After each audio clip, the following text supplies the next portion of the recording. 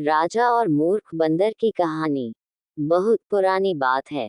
एक राजा के पास पालतू बंदर था। राजा उस बंदर पर बहुत विश्वास करता था, क्योंकि वह बंदर राजा का भक्त था। बंदर राजा की पूरे मन से सेवा करता था, लेकिन बंदर बिल्कुल मूर्ख था। उसे कोई भी काम ठीक से समझ नहीं आता था। राजा जब भी विश्राम करता, बंदर उसकी सेवा के लिए हाजिर हो जाता था। उसके लिए हाथ पंखा चलाता था।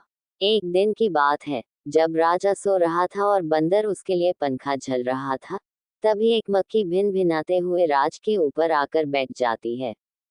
बंदर उस मक्खी को पंखे से बार बार भागने की कोशिश करता है, लेकिन मक्खी उड़कर कभी राजा की छाती पर, कभी सिर पर, तो कभी जांघ पर जाकर बैठ जाती थी। मूर्ख बंदर काफी समय तक ऐसे ही मक्खी को भागने की कोशिश करता रहा, लेकिन मक्खी वहां से जाने का नाम ही नहीं ले रही थी। ये देखकर बंदर को क्रोध आ जाता है और वह पंखा छोड़कर तलवार निकाल लेता है। जब मक्खी राजा के माथे पर बैठती है, तो बंदर तलवार लेकर राजा की छाती पर चढ़ जाता है। ये देखकर राजा काफी डर जाता है। फिर मक्खी माथे से उड़ जाती है, तो बंदर उसे मारने के लिए हवा में तलवार चलता है। इसके बाद मक्खी राजा के सिर पर जाकर बैठ जाती है, तो बंदर के तलवार से राजा के बाल कट जाते हैं, और जब मूंछ पर बैठती है, तो मूंछ कट जाती है।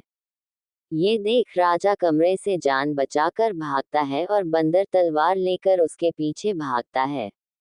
इससे पूरे महल में उथल पुथल मच जाती है। कहानी से सीख।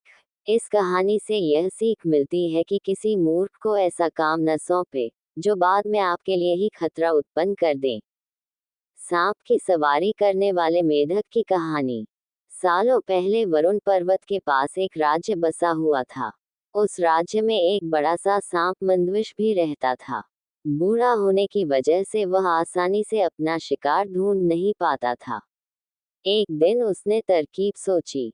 वो तुरंत मेंढकों से भरे हुए एक तालाब के पास पहुंच गया। वहां वह दुखी सा होकर एक पत्थर के ऊपर बैठ गया। तभी पास के पत्थर पर बैठे एक मेढक ने उसे देखा। उस मेढक ने थोड़ी देर बाद सांप से पूछा, चाचा, क्या बात है, आज आप खाने की तलाश नहीं कर रहे हैं? अपने लिए भोजन नहीं जुटाएंगे? इतना सुनते ही सांप ने रोनी सी सूरत बनाकर मेढक को कहानी सुनाई। सांप ने कहा, मैं आज भोजन की तलाश में किसी मेढक के पीछे पीछे जा रहा था। अचानक से मेढक ब्राह्मणों के झुंड में जाकर छुप गया। मेढक को भोजन बनाने के चक्कर मैंने गलती से एक ब्राह्मण की बेटी को काट दिया, जिससे उसकी मौत हो गई। इससे नाराज होकर ब्राह्मण ने मुझे श्राप दे दिया। उन्होंने मुझे श्राप देते हुए कहा कि तुझे अपना पेट भरने के लिए मेंढकों की सवारी बनना पड़ेगा। इसी वजह से मैं इस तालाब के पास आया हूँ। सालों पहले वरुण पर्वत के पास एक राज्य बसा हुआ था। उस राज्य में एक बड़ा सा सांप मंदविष भी रहता था। बूढ़ा होने की वजह से वह आसानी से अपना शिकार ढूंढ नहीं पाता था। एक दिन उसने तरकीब सोची। वो तुरंत मेंढकों से भरे हुए एक तालाब के पास पहुंच गया। वहां वह दुखी सा होकर एक पत्थर के ऊपर बैठ गया। तभी पास के पत्थर पर बैठे एक मेढक ने उसे देखा। उस मेढक ने थोड़ी देर बाद सांप से पूछा, चाचा, क्या बात है, आज आप खाने की तलाश नहीं कर रहे हैं? अपने लिए भोजन नहीं जुटाएंगे? इतना सुनते ही सांप ने रोनी सी सूरत बनाकर मेढक को कहानी सुनाई। सांप ने कहा, मैं आज भोजन की तलाश में किसी मेढक के पीछे पीछे जा रहा था। अचानक से मेढक ब्राह्मणों के झुंड में जाकर छुप गया। मेढक को भोजन बनाने के चक्कर मैंने गलती से एक ब्राह्मण की बेटी को काट दिया, जिससे उसकी मौत हो गई। इससे नाराज होकर ब्राह्मण ने मुझे श्राप दे दिया। उन्होंने मुझे श्राप देते हुए कहा कि तुझे अपना पेट भरने के लिए मेंढकों की सवारी बनना पड़ेगा। इसी वजह से मैं इस तालाब के पास आया हूँ।